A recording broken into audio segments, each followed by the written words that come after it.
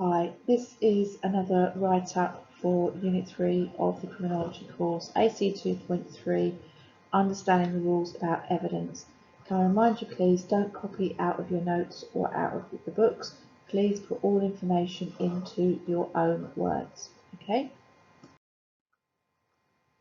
So again, another short section, but remember you can build up marks, okay? Now, you need to cover various things here, but it should really only take you 20 minutes.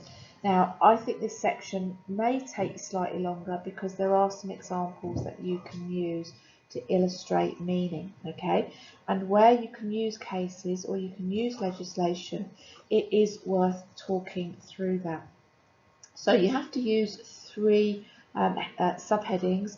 The first of all is the rules surrounding the relevance and admissibility of evidence. So you may want to explain what that means in terms of reliability and relevance.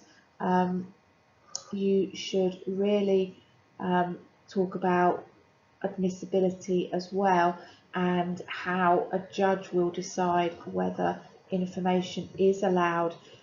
They generally don't like it, but if it is really pertinent to the case, then the judge will decide that a piece of information can be used.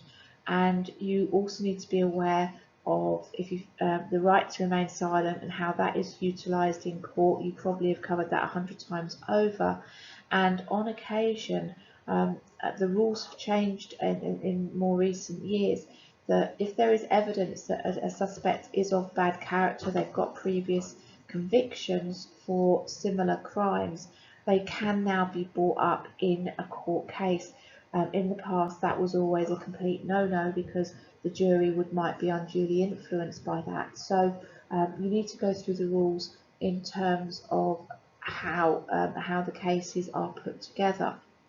The second thing you need to cover is disclosure of evidence, and you may be aware that a number of rape cases in London last year collapsed because the prosecution had not made information available to the defence teams.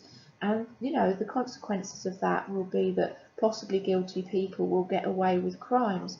It also means, of course, that the victims of the crime don't get any justice. So it's pretty dire if the prosecution do not disclose information to the defence, okay? The defence also have a more limited duty of disclosure, and you've got to remember that in a court case, each side needs to know sort of the strategies the other is using so they can put together a fair case on behalf of their client or the victim. So be aware of those different rules of disclosure.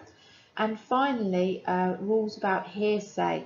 Hearsay is essentially when somebody overhears someone else saying something, and whether that sort of overhearing of someone else's ideas, someone else's evidence, is admissible in court. Generally it's not, but there will be exceptions, okay? And we've given you a couple of exceptions where, for example, a woman died having made a statement. Her statement was still allowed to be used because there were other corroborating witnesses who said very similar things. But again, talk through what the hearsay rules are, okay? So good luck with your write-up, and remember, please don't copy directly from your notes or your books.